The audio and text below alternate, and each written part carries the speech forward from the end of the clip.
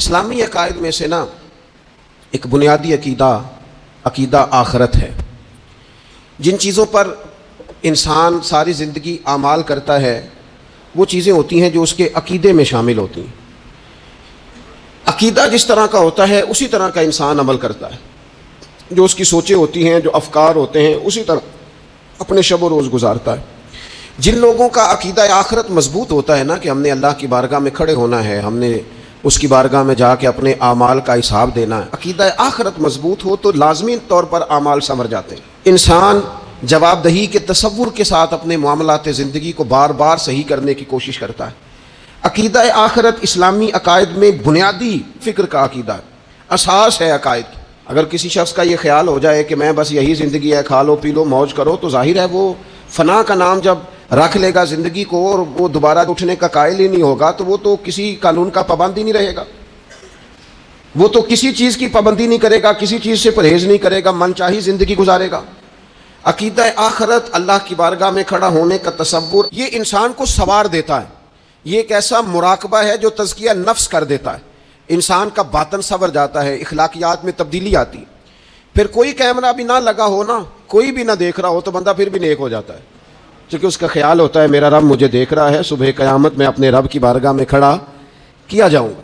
تو عقیدہ آخرت کی مضبوطی، اس تصور کا مضبوط ہونا امت مسلمہ کے لیے نہایت ہی ضروری ہے.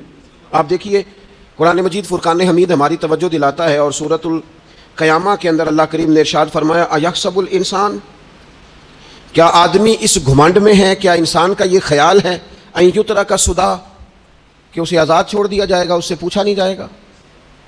کیا انسان یہ سمجھتا ہے اس سے کوئی سوال؟ ایحسب الانسان، کیا انسان اس گمان میں ہے، اس گھمنڈ میں ہے ان یترک سدی، اسے آزاد چھوڑ دیا جائے گا، کوئی پوچھنے والا نہیں ہوگا. اسے آزاد نہیں چھوڑا جائے گا، اس پر پابندیاں ہیں، اس پر کچھ قیود ہیں، اسے کچھ حدود بتائی گئی ہیں، اسے ایک دائرہ کار دیا گیا ہے، اسے بتایا گیا ہے کہ یہ حلال ہے، یہ حرام ہے، یہ تیرے لیے جائز ہے، یہ تیرے لیے جائز نہیں ہے. اس چیز کی حد تک تو آگے بڑھ سکتا ہے، یہاں سے اس لائن کو تو کراس نہیں کر سکتا. اس پر پابندیاں ہیں، ان پابندیوں کے بیچ رہ کے وہ زندگی گزارے گا. اور یہ بھی یاد رکھے، یہ آیت ایک دوسرا معنی یہ دیتی ہے کہ یہ مت سمجھے کہ صبح قیامت اسے چھوڑ دیا جائے گا، اس سے پوچھا جائے گا، اس سے سوال کیا جائے گا. اللہ کی بارگاہ میں جب یہ کھڑا ہوگا تو اسے اپنے اعمال کا حساب دینا ہو. لازمی طور پر ایک عدالت صبح قیامت لگے گی، جس عدالت میں مجرم پیش ہوں گے، انہیں اپنے جرموں کا حساب دینا ہے. ظالموں کو کھڑا کیا جائے گا، ان سے ان کے ظلم کے بارے میں باز پرس ہوگا. تو لازمی طور پر عقیدہ آخرت کی مضبوطی انسان کو مضبوط کرتی، اس کے اعمال پر پیرے بیٹھ جاتے ہیں. وہ پھونک پھونک کر قدم رکھتا ہے، سوچ کر جملے بولتا ہے. وہ کوئی بھی معاملہ کرتا ہے تو اس میں اس کا خیال ہوتا ہے کہ میں نے دنیا سے چلے جانا ہے، میرے پاس پتہ نہیں کتنا وقت بچا ہے، لہٰذا مجھے آخرت میں پیش ہونا ہے. اپنے معاملات کی آسانی کے لیے، وہاں کی آسانی کے لیے میں یہاں تھوڑا سوچ سمجھ کے چلوں. رب فرماتا ہے تجھے ایسے ہی آزاد نہیں چھوڑا جائے گا، آزاد پنچھیوں جیسی زندگی نہ گزار. صبح قیامت کے معاملات کو پیش نظر رکھ، اس پر غور کر. یہ تصور گھر کے باہر بھی پورا مضبوط ہونا چاہیے اور گھر کے اندر بھی پورا مضبوط ہونا چاہیے. انسان اپنے مالک سے ڈرے اور قیامت کے دن اس کی بارگاہ میں حاضری کا یقین رکھے، اور وہ یاد رکھے کہ یہاں جو کچھ، وہ دیکھے نا بچوں کو استاد پڑھاتا ہے، محنت کراتا ہے، اگر بچے نہیں پڑھتے تو ڈانٹتا بھی ہے، سمجھاتا بھی ہے، قائل بھی کرتا ہے. اور جب وہ آخری بات کرتا ہے تو پھر وہ پتہ کیا کہتا ہے؟ چلو ٹھیک ہے، اگر نہ پڑھو گے تو امتحان تو آنا ہی ہے نا، رزلٹ تو آنا ہے، پیپر میں بیٹھو گے نہیں آئے گا، فیل ہو جاؤ گے. یہ لاسٹ پر یہ بات ضرور ہوتی ہے. اور یہ امتحان دینے کا تصور اور امتحانی سینٹر میں جانے کا خیال طالب علم کو مجبور کرتا ہے کہ میں اسباق تیار کروں، میں بار بار اس پر غور کروں، میں کتاب کو سمجھوں، میں اس کو حل کروں چیزوں کو، تاکہ جب میں مرکز میں جاؤں پرچہ دینے کے لیے امتحانی سینٹر میں تو پھر مجھے پریشانی کوئی نہ ہو. بس سمجھانے کے لیے بات عرض ہے کہ یہاں لوگوں کو بتایا جاتا ہے، قائل کیا جاتا ہے، یہ حلال ہے، یہ حرام ہے، یہ تیرے لیے ٹھیک نہیں ہے، یہ تیری حدود ہیں، یہ تیرے قیود ہیں، یہ تیرا دائرہ کار ہے. لیکن اگر پھر بھی کوئی بندہ باز نہ آئے، پھر بھی کوئی شخص باز نہ آئے، تو پھر اس کو کہا جائے گا صبح قیامت اللہ خود حساب لے لے گا. پھر تجھے مالک اپنے سامنے کھڑا کرے گا، ثم لتسألن یومئذ عن النعیم، پھر وہ تجھ سے ایک ایک نعمت کے بارے میں سوال کر لے گا، پھر تجھے جواب دینا ہوگا. تو اس تصور کو اپنی زندگی میں لاگو کریں کہ ہم نے مرنا ہے. اللہ کی بارگاہ میں اس تصور کو پوری طور پر طاری کریں اپنے ذہنوں میں. یہ جو رسمی سی بات ہے نا، پتہ نہیں کب چلے جانا ہے، جو جانے والے ہوتے ہیں ان کی کوئی تیاری بھی ہوتی ہے. جن کو پتہ ہوتا ہے نا وہ رمضان المبارک میں نا کئی دفعہ ایسا ہوتا ہے کہ ٹکٹیں نہیں مل رہی ہوتی ہیں اور عمرے کے ویزے لگ چکے ہوتے ہیں، تو ایجنٹ کہہ دیتے ہیں جانے والوں کو کہ تیاری رکھنا، کسی وقت بھی میرا فون آ جائے گا. تو لوگوں نے بیگ باندھ لیے ہوتے ہیں، سامان تیار کر لیا ہوتا ہے، سارے انتظامات کر کے رکھے. کیوں؟ کہ پتہ نہیں کس وقت بلاوا آ جائے گا. تو روز کہتا ہے پتہ نہیں اللہ کی جانب سے کس وقت بلاوا آ جائے گا. پھر اپنی تیاری بھی تو یار کچھ بتانا، میں بھی بتاؤں آپ بھی بتائیں. پھر ہم اپنے آپ سے یہ بھی تو سوال کریں نا کہ جہاں اچانک جانا پڑے اس کے لیے تیاری ہوتی ہے. ہماری تیاری کیا ہے اگر اچانک جانے پڑے اس کی بارگاہ میں؟ کیا تیاری؟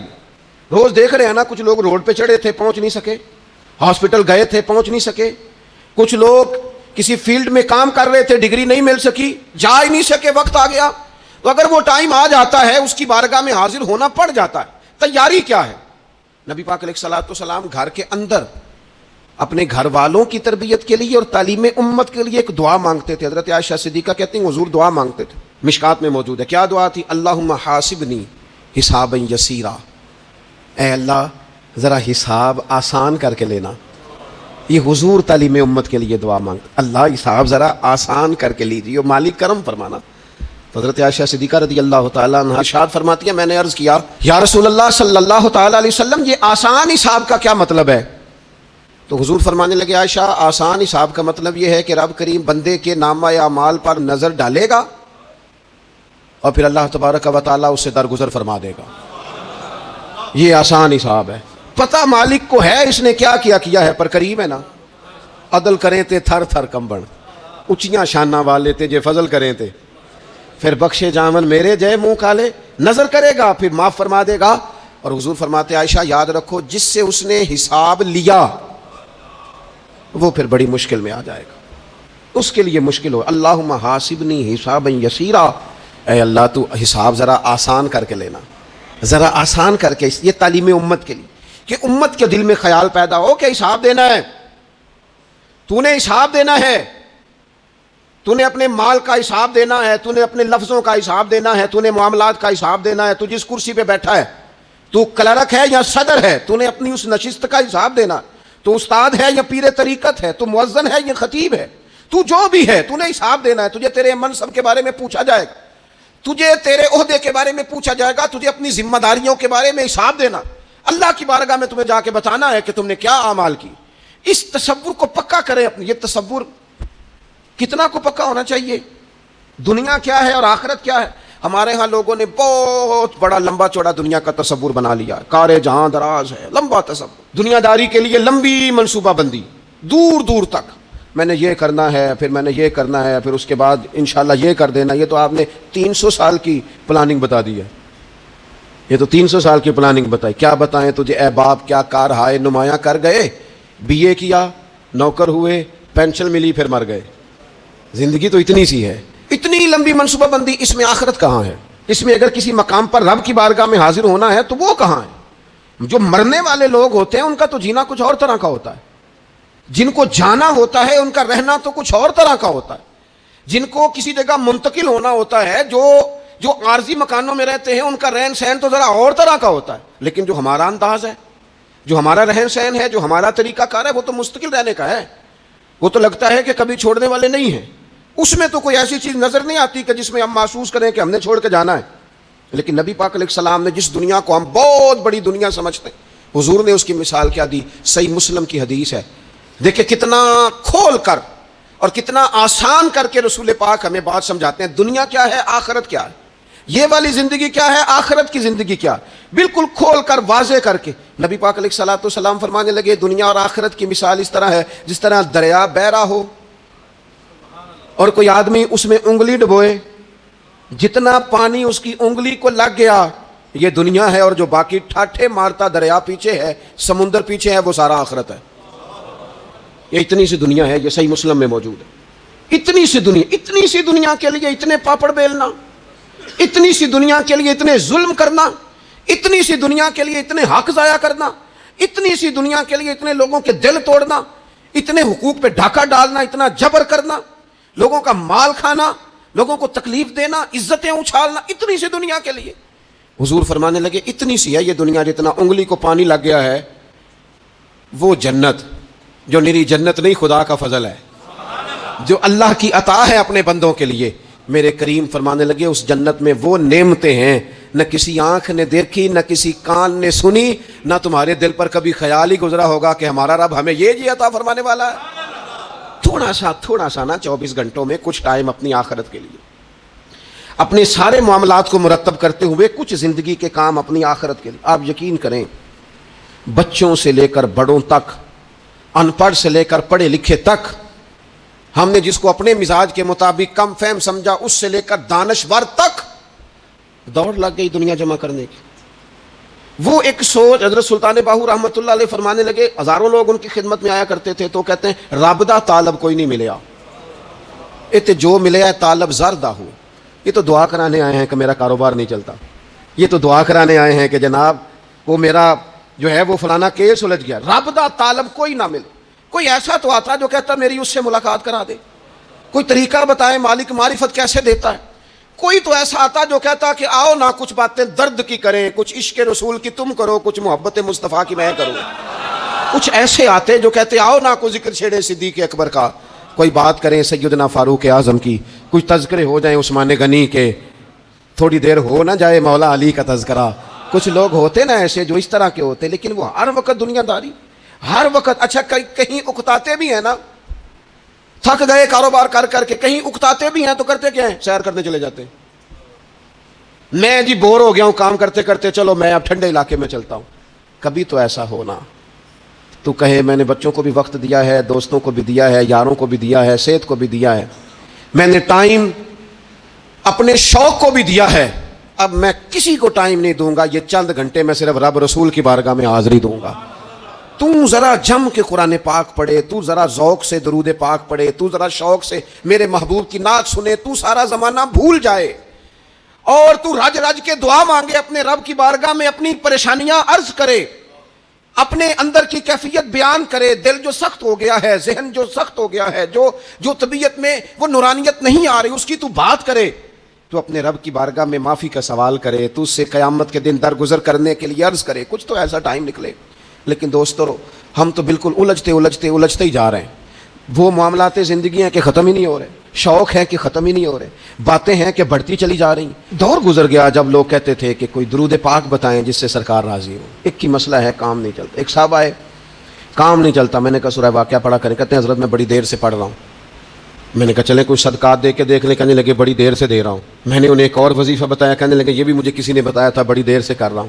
تو میں نے انہیں کہا پھر میری ایک ناقص رائے یہ ہے کہ سارا کچھ کرنے کے بعد اگر ابھی تک پھر بھی آپ سمجھ رہے ہیں نا آپ کی مرضی کے مطابق آپ پر دروازے نہیں کھول رہے، پھر آپ صبر کریں، جو میرا رب چاہتا ہے اس پہ راضی رہ کے دیکھیں، پھر ذرا راضی رہ کے دیکھیں، پھر دیکھیں کہ مالک کا فیصلہ کیا ہے۔ وہ آپ کے حق میں کوئی رحمت والا فیصلہ ہی فرمائے گا، پھر ذرا انتظار کر کے دیکھیں، پھر ذرا صبر کر کے دیکھیں۔ پھر وہ کہتا وبشر الصابرین، محبوب یہ جنہوں نے صبر کیا ہے انہیں میری رحمت کی خوشخبری سنا دو۔ پھر وہ کہتا ہے باقیوں کے پاس مال ہوگا، دولت ہوگی، اقتدار ہوگا، بڑا کچھ ہوگا، ان اللہ مع الصابرین، صبر کرنے والوں کے ساتھ رب کریم ہوگا۔ پھر ذرا ٹھہر ہی جائیں، پھر تھوڑا حوصلہ ہی کر لیں، پھر اس کے فیصلے کا ذرا انتظار کر کے دیکھیں۔ ہم نا من چاہیے زندگی کے پیچھے پریشان ہیں اپنی آخرت کے، اور آخرت کرتی کیا ہے؟ جب آپ کا آخرت پر یقین پکا ہو جاتا ہے نا، پھر لازمی طور پر انسان کے اعمال سنورتے ہیں۔ آپ یقین کریں سنورتے ہیں، 100% سنورتے ہیں۔ آپ آخرت پر جتنا یقین، حضرت عمر کا آخرت پر یقین پکا تھا نا، دنیا میں مکان ہی کوئی نہیں بنایا، پکا تھا۔ سیدنا مولا علی شیر خدا امیر المومنین بھی ہو گئے تو طامت پھر بھی پھٹی ہوئی تھی، پکا یقین تھا نا کہ اللہ نے ہمارے لیے آگے بڑی نعمتیں تیار کی ہوئی ہیں۔ حضور نے آ کے فرمایا تھا نا کہ عمر میں تیرا گھر دیکھ آیا ہوں جنت میں، یقین پکا تھا نا بڑا کچھ ملنے والا ہے۔ تو جن لوگوں کا پکا ہونا کہ میرا دیس میں گھر ہے، وہ پردیس میں بلڈنگیں نہیں بنایا کرتے، ان کو پتا تھا کہ ہمارے دیس میں گھر بنے ہوئے ہیں، لہٰذا یہاں وہ کسی پریشانی کا شکار۔ اور دوسرا جب بندے کا آخرت پر یقین پکا ہو جاتا ہے نا، ایک بات آپ نے ضرور ذہن میں رکھنی ہے، ہمارے محدثین نے لکھا ہے جس بندے کا صرف دنیا داری میں جینے کا مزاج ہو جاتا ہے نا، وہ بزدل ہو جاتا ہے، اور جس کا خیال ہوتا ہے نا زندگی عارضی ہے، صبح قیامت دوبارہ اٹھوں گا، وہ بندہ بہادر ہو جاتا ہے۔ جس کا خیال ہے نا یہی کچھ ہے، کھا لو پی لو، بس یہ زندگی ختم ہو گئی تو ختم ہو گئی، مر گئے تو مر گئے، ختم ہو گئے، فنا ہو گئے، ان لوگوں کا مزاج بزدلانہ ہو جاتا ہے، جرت مند نہیں رہتے، اور جن کا یہ خیال ہوتا ہے نا مرنے کے بعد بھی اٹھنا ہے، ایک نئی زندگی اللہ عطا کرے گا، وہ لوگ پھر موت سے گھبراتے نہیں، انہیں مرنے سے ڈر نہیں لگتا، پھر موت کا لفظ کوئی بندہ سنا کے انہیں بلیک میل نہیں کر سکتا، وہ بندے طاقتور ہو جاتے، با ہمت ہو جاتے۔ حضرت جابر بن عبداللہ فرماتے ہیں، بخاری میں حدیث ہے، فرماتے ہیں ایک احد والے دن ایک صحابی کھجور کھا رہے تھے، تو کھجور کھاتے کھاتے انہوں نے نبی پاک صلی اللہ تعالیٰ علیہ وسلم کی خدمت میں عرض کی، حضور اگر میں آج شہید ہو جاؤں تو کہاں جاؤں گا؟ تو محبوب فرمانے لگے، میرا رب اپنے فضل سے تجھے جنت عطا کرے گا۔ حضرت جابر بن عبداللہ رضی اللہ تعالیٰ عنہ فرماتے ہیں اس بندے نے کیا کیا، اس نے نا کھجور جتنی کھا لی تھی کھا لی، باقی نکال دی منہ سے، تلوار لی، میدان میں گئے، شہید ہو گئے۔ سبق ہمیں کیا دیا؟ کہنے لگے جب مرتے ہی اللہ تعالیٰ جنت عطا کرے گا، پھر کھجور کھاتے کھاتے رہنے والی دیر بھی کیوں کرنی ہے؟ پھر چھوڑو، جنت میں جا کے اللہ کے دیے ہوئے انعام کھائیں گے۔ کھجور کھانے کی بھی دیر برداشت نہیں کی، یہ آخرت کا اجر، آخرت میں رب کی بارگاہ میں کھڑے ہونے کا تصور بندے کو طاقتور کر دیتا۔ وہ بزدل، اقبال کیا کہتے ہیں؟ اقبال کہتے ہیں موت کو سمجھے ہیں غافل اختتام زندگی، یہ ہے شام زندگی، پھر صبح دوام زندگی۔ اور حضرت بلے شاہ بھی بول پڑے، وہ کہنے لگے عرش فرشتے بانگا ملیاں مکے پہ گیا شور، بلے شاہ آسان نہیں مرنا، یہ تے مر گیا ہی کوئی ہور، یہ تو کسی اور۔ پھر ایک اور درویش بولے، وہ کہنے لگے وارث شاہ او کدو مردے، وارث شاہ او کدو مردے جنہ کیتیاں نیک کمائیاں نے۔ وہ تو اللہ کی بارگاہ میں انعام پاتے ہیں، ایک پل ہے موت، اس پل سے گزرتے ہیں، پھر رب کا فضل انہیں ملتا ہے۔ میں کئی دفعہ کہہ چکا ہوں، پھر کہتا ہوں، یہ جب بہت ٹینشن بن گئی نا، ڈپریشن بہت بڑھ گیا، کووڈ-19 کے دن تھے، کرونا کے، تو مجھے ایک سرکاری ادارے میں بلایا گیا جہاں اس عملے کو میں نے گفتگو کرنی تھی، اس عملے سے جو مریضوں کو دیکھ رہا تھا۔ کہنے لگے مجھے وہاں کے جو ہیڈ تھے، کہنے لگے پیر صاحب بڑا ڈپریشن بڑا ہے، لوگ ڈر رہے ہیں، وقتی طور پہ خوف بھی بڑا تھا۔ تو میں نے ایک صاحب سے وہاں کہا کہ اتنا خوف کس بات کا؟ کہنے لگے جی مجھے تو زیادہ ہجوم آ جائے تو میرا سانس نہیں نکلتا، تو قبر میں تو کھڑکی کوئی نہیں، تو تصور سوچ سوچ کے میں ڈرتا ہوں۔ تو میں نے کہا ڈاکٹر صاحب، ماں کے پیٹ میں جو رب آکسیجن دیتا ہے وہ قبر میں بھی دے گا۔ تو انہوں نے آپ کی طرح سبحان اللہ نہیں کی، کیونکہ وہ ڈاکٹر صاحب تھے نا، سیانے بندے کو سمجھانا بھی کافی سیانے بندے کا کام ہے، وہ زیادہ سیانے تھے، لیکن نا سوتے کو جگانا تو کام ہے، اور اگر جاگتے کو جگانا پڑ جائے تو بہت مشکل کام ہوتا ہے۔ وہ ڈاکٹر صاحب تھے، وہ کہنے لگے جی حضرت صاحب، وہ تو ماں سانس لیتی ہے تو وہ بچے کو جاتا ہے، وہ آکسیجن ماں کے سانس کی بنیاد پہ ملتی ہے، تو قبر میں وہ کیسے ہوگا؟ میں نے کہا چلیں ٹھیک ہے ڈاکٹر صاحب، آپ کی یہ دلیل بھی مان لیتے ہیں، وہ جو انڈے سے بچہ نکلتا ہے وہ چاروں جانب کوئی سوراخ ہوتا ہے؟ ڈاکٹر صاحب نے قلم چھوڑ دیا، رکھ دیا۔ میں نے کہا چلو یہ بھی بتاؤ زندہ ہی نکلتا ہے؟ کہنے لگے بالکل۔ تو میں نے کہا سونا بھی نکلتا ہے؟ کہنے لگے بڑا ہی پیارا ہوتا ہے۔ میں نے کہا انشاءاللہ جب ہم قبروں سے نکلیں گے، مصطفیٰ کا صدقہ، یوم نحشر المتقین الی الرحمن وفدا، رب کہتا ہے تم جب نکلو گے نا قبروں سے، متقی مومن جب نکلیں گے تو رب کی بارگاہ میں مہمان بنا کر پیش کیے جائیں گے۔ اے رب دے پرونے ہون گے قیامت میں، وہ مہمان بنا کر پیش کیے جائیں گے اللہ کی بارگاہ، مہمان بنا کر۔ دوستو، قبر صرف دوزخ کا گڑھا نہیں ہے، دوزخ کا گڑھا بھی، لیکن اس کے لیے جس نے دنیا میں رہ کے صرف دنیا کٹھی کی، آخرت کے لیے جمع کچھ نہیں کیا، اور جس نے یہاں رہ کے وہاں کے لیے کوشش کی، صبح سے شام تک ڈرا کہیں میرا رب ناراض نہ ہو جائے، کہیں حضور کی بتائی ہوئی حدیں معاذ اللہ مجھ سے کراس نہ ہو جائے۔ جس نے محتاج زندگی گزاری، اس کی قبر گڑھا نہیں، کھڈا نہیں، بلکہ حضور فرماتے ہیں روضۃ من ریاض الجنہ، اس کی قبر تو باغ ہے، باغ۔ ایک منٹ کے لیے صرف سوچنا، بندہ فوت اور سیدھا اسے باغ میں چھوڑا ہے کوئی، باغ ہے قبر، باغ، اور باغ بھی معمولی نہیں، معمولی کیاری نہیں، روضۃ من ریاض الجنہ، جنت کے باغوں میں سے باغ، اور باغ اتنا سونا ہے جس میں آنکھ کھلے گی تو پہلی زیارت ہی مدینے والے رسول کی نصیب ہوگی۔ تو خوف آتا ہے وہاں جاتے ہوئے۔ پہلے بھی میں نے کہا تھا، پھر کہتا ہوں، او مرحوم آسی نے کہا تھا آج پھولے نہ سمائیں گے کفن میں آسی، او قبر کی رات ہے ان سے ملاقات کی رات، آج تو ملاقات۔ تو یہ جو عقیدہ آخرت ہے یہ انسان کو بزدل نہیں کرتا، بہادر کر دیتا ہے۔ جو لوگ عقیدہ آخرت نہیں رکھتے بزدل ہو جاتے ہیں، اور لازمی طور پر بزدل ہو جاتے ہیں۔ اسی طرح یہ جو عقیدہ آخرت ہے یہ صبر و تحمل پیدا کرتا ہے انسانی زندگی میں، ٹھہراؤ پیدا کرتا ہے۔ انسان محسوس کرتا ہے کہ کل دنیا یہ نہیں، آگے بھی اللہ بڑا کچھ عطا فرمانے والا ہے۔ اس کے مزاج کے اندر تحمل، بردباری، سکون رہتا ہے۔ یعنی نہیں بھی اگر کسی مظلوم کو انصاف مل سکا دنیا میں تو وہ پھر بھی بے صبرا نہیں ہوتا، وہ ٹھہراؤ کا شکار ہے، اسے پتہ ہے قیامت کے دن بھی ایک عدالت لگے گی، اللہ کی بارگاہ میں جانا ہے۔ نبی پاک علیہ الصلوۃ والسلام نے فرمایا اگر سینگوں والی بکری نے بغیر سینگوں والی بکری کو تکلیف دی ہوگی تو قیامت کے دن اسے بھی بدلہ دینا پڑے گا۔ تو یہ تحمل پیدا کرتا ہے، انسان کو ایک حوصلہ ہوتا ہے کہ ساری عدالتیں یہاں نہیں قیامت میں بھی لگنی۔ جب انسان عقیدہ آخرت رکھتا ہے نا تو پھر اس کے لیے نا رب کے رستے میں خیرات کرنا بڑا آسان ہو جاتا ہے۔ پھر نہ وہ محسوس کرتا ہے کہ میں نے سارا کچھ یہاں کے لیے جمع نہیں کرنا، کچھ میں نے وہاں کے لیے بھی جمع کرنا ہے۔ وہ پھر اپنی آخرت کے لیے کچھ نہ ایک بینک آخرت کا بھی بنا لیتا ہے، اس میں بھی کچھ نہ کچھ جمع کراتا رہتا ہے۔ اسے پتہ ہوتا ہے کہ میں نے اللہ کی بارگاہ میں حاضر ہونا ہے، وہاں کی بھی کچھ نہ کچھ تیاری۔ نبی پاک صلی اللہ تعالیٰ علیہ وسلم نے بکرا بھیجا گھر میں ذبح کرنے کے لیے، تو سرکار تشریف لائے سر شام، تو فرمایا کیا بنا؟ عرض کی یا رسول اللہ صلی اللہ تعالیٰ علیہ وسلم سارا بانٹ دیا ہے، محلے داروں میں، رشتہ داروں میں، غریبوں میں سارا بانٹ دیا، بکرے کی ایک دستی صرف بچی ہے، آپ کے لیے رکھی ہے۔ تو حضور نے توجہ کیا دلائی، محبوب نے کس طرف رخ کیا؟ حضور فرمانے لگے اپنے اہل خانہ سے، ازواج مطہرات سے، کریم فرمانے لگے عائشہ وہ جو تم نے بانٹ دیا ہے نا وہ سارا ہی بچ گیا ہے، وہ سارا ذخیرہ ہو گیا، وہ جمع ہو گیا آخرت کے لیے، وہ ہمارے پاس بچ گیا ہے۔ یہ جو تم سمجھتے ہو نا یہ بچا کے رکھا ہے، یہ تو ہم استعمال کر لیں گے، وہ ہم نے سیو کر لیا ہے، وہ بچ گیا ہے۔ حضرت ابو ذر غفاری رضی اللہ تعالیٰ عنہ اپنے خادم سے کہنے لگے کہ مجھے پتہ چلا ہے یہاں فلاں جگہ کچھ غریب لوگ آئے ہیں، تو اس طرح کرنا جو اچھا اونٹ ہے نا میرے اونٹوں میں سے اچھا اونٹ وہ ذبح کر کے نا تو ان سارے گھروں میں تقسیم کر دو، جتنا گوشت وہاں بھیجو گے اتنا ہی میرے گھر میں بھی بھیج دینا۔ آپ کا وہ خادم کہتا ہے میں نے اپنی سمجھ کے مطابق اچھا اونٹ ذبح کر کے گوشت بنا کے میں نے بانٹا، اور میں نے اس طرح کیا کہ وہ حضرت ابو ذر غفاری کے گھر بھی اتنا ہی گوشت بھیجا جتنا تمام غربا کے یہاں میں نے بانٹا تھا۔ شام کو جناب ابو ذر غفاری اپنے اونٹوں کے باڑے میں آئے جہاں باندھا کرتے تھے اپنی حویلی میں، تو آ کے دیکھا کہ وہ سرخ بہترین اونٹ جو سب سے بہترین تھا وہ تو کھڑا ہے۔ تو آپ اپنے خادم سے کہنے لگے میں نے تمہیں کہا تھا جو سب سے اچھا ہے اس کو ذبح کرنا، تو وہ کہنے لگا حضور وہ باقیوں میں سے سب سے اچھا تھا، اس سے ہی تھوڑا سا کمزور تھا، اور یہ تو آپ کی سواری کے لیے ہے نا، یہ تو آپ کے کام آتا ہے، اس پہ تو آپ سفر کرتے ہیں، اس لیے میں نے اسے چھوڑ دیا، اور اس کے بعد جو سب سے اچھا تھا وہ میں نے ذبح کر دیا۔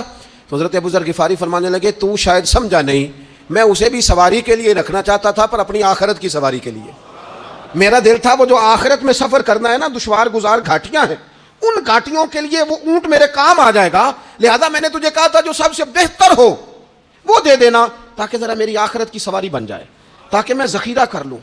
بڑا دیا بال بچوں کو، بڑا دیا بہن بھائیوں کو، بڑا دیا دوست احباب کو، بڑے قرضے دیے ادھر ادھر، لیکن ساری زندگی دیے، ایک موقع پر صرف آپ نے کسی کو انکار کیا نا، ایک موقع پر، تو وہ پچھلے جو 99 دفعہ آپ نے دیا ہوتا ہے وہ اس کا بھی منکر ہو جاتا ہے، وہ کہتا ہے تو نے کبھی کام ہی نہیں آیا، وہ تو نے تو میری امید ہی توڑ دی۔ وہ سارے شکوے ساری زندگی کہاں خرچ کر دی بلا، کس مقام پر؟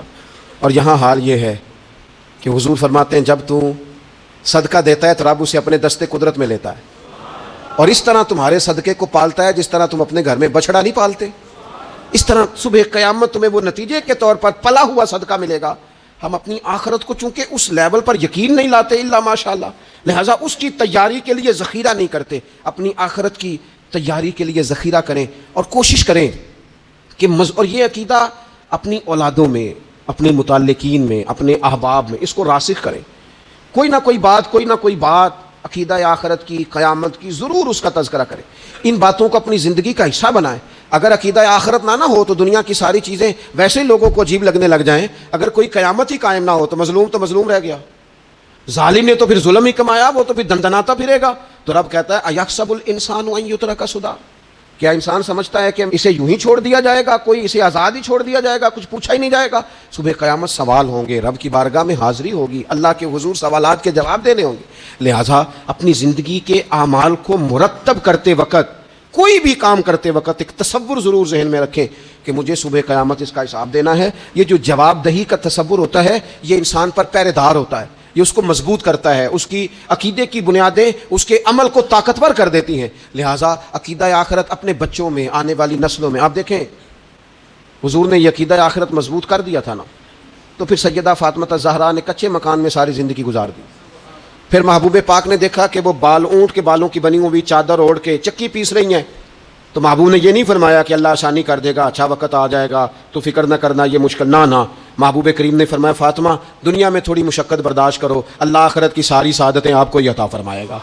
گویا کریم نے فرمایا آپ کو یوں ہی زندگی گزارنی ہے، یہی طرز رکھنی ہے، اسی طرح ہی آپ کو وقت گزارنا ہے۔ جو آرام کا وقت ہے وہ اللہ تعالیٰ جنت میں عطا کرے گا۔ عقیدہ آخرت کی مضبوطی، تھوڑا سا ہمارے ایک بڑے قریبی دوست تھے، بڑا میرا ان سے پیار تھا، 34.5 سال عمر، خود ہارٹ اسپیشلسٹ ڈاکٹر، لیکن یہ پچھلے ہفتے وہ مریضوں کو چیک کر کے نیچے آ کے دفتر میں بیٹھے۔ ایک تو لوگ کہتے ہیں نا ہسپتال پہنچ جاتا تو شاید بچ جاتا، تو ہاسپٹل کے اندر ہی تھے، اور ابھی چڑھتی جوانی، 34-35 سال عمر۔ لیکن کمال یہ تھا کہ میرے جیسے کئی لوگوں نے بھی آنسو اس لیے بہائے کہ اتنی چڑھتی جوانی میں اتنے خوبصورت ماحول کے اندر بھی انہوں نے مزاج خیر خائی کا بنایا ہوا تھا، ہر شخص سے حسن کلام اور رب رسول کی طرف اپنا لگاؤ، نماز کی پابندی، جب بھی حال پوچھنا تو کہتے تھے اللہ اور اس کے رسول کا فضل ہے۔ تو اپنی زندگی میں جن لوگوں کا تصور آخرت مضبوط ہو جاتا ہے وہ کئی دفعہ جلدی بھی سمٹ کر چلے جائیں تو ان کے حق میں رحمت والے فیصلے ہوتے ہیں۔ اللہ تعالی ہمیں سمجھنے